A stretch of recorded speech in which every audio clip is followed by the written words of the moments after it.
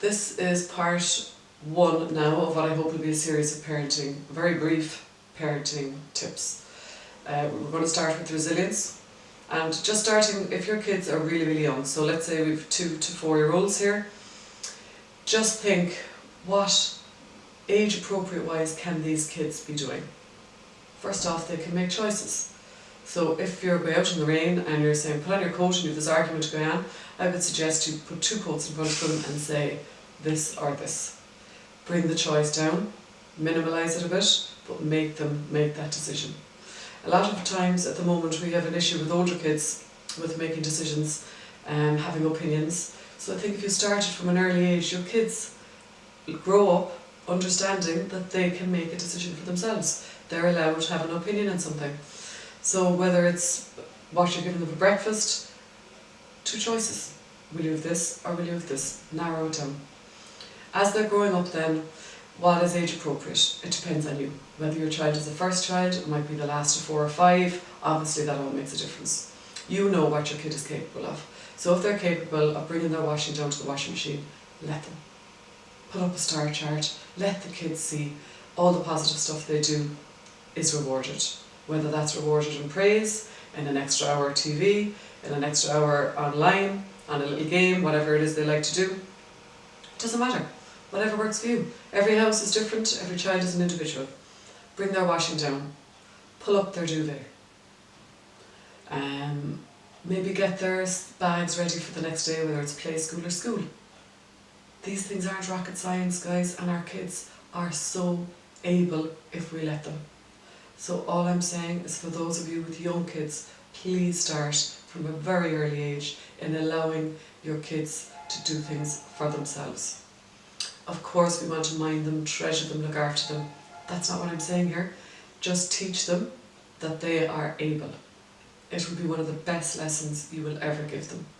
Whether, make a sandwich, butter their toast, put milk in their cereal, bring their cereal bowl to the dishwasher. It doesn't matter what it is. Just let them do it.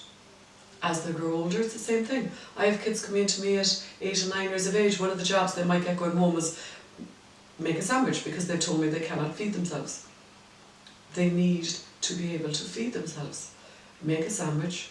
Maybe if they're more able, they might make pancakes. You might find something that they love to do. Let them cook with you. I know, can be highly frustrating.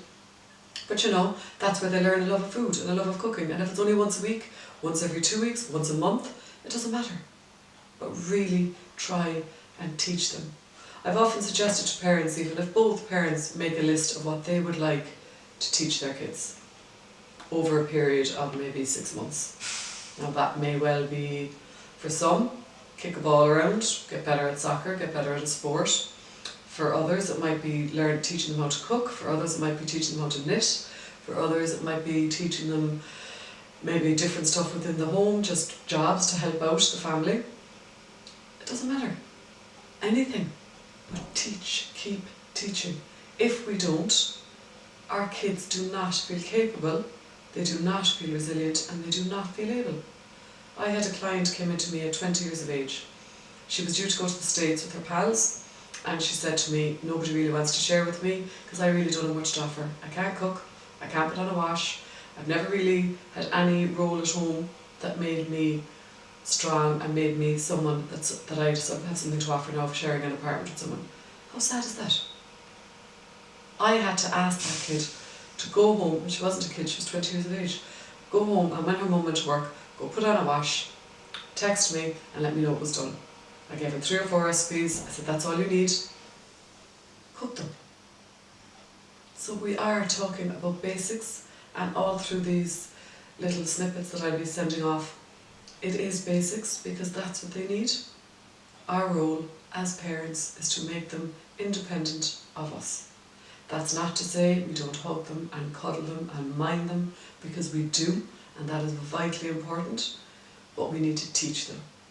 So, it's a good idea maybe, make out that list over the next, even if you say in the next 3 months, keep it tight. What do you, mother, father, carer, grandparent, what would you like to teach or pass on to your kids, to your grandkids in the next 3 months? And tick it off. Not only will your kids feel great, but so will you. because you'll have done something that you really want to do with them. So keep on the resilience, guys. It is so important. Our kids need to feel strong, capable and able, and when they feel strong, capable and able, they are very much less likely to suffer from self-esteem issues, to suffer from bullying, because they'll appear confident, they'll act confident, they'll look it. So teach them how to believe in themselves, how to feel capable, resilient and strong, and you won't go too far wrong. So last bit today, pick up that pen, make that list and take a first step in helping your child to be as strong and resilient and capable as you possibly can. Because you can. Best of luck. I'd love to get any feedback. If any of you do this, please feel free to give me a bit of feedback and let me know how you're getting on. Thanks a minute. We'll see you the next day.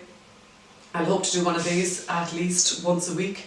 So I think the next one will be on communication. There'll probably be a few on communication, but we're going to start with one from an early age and work our way through, again, briefly and short. I can promise you they will not go on too long. Again, thanks again. Please give me feedback and I'll chat to you soon.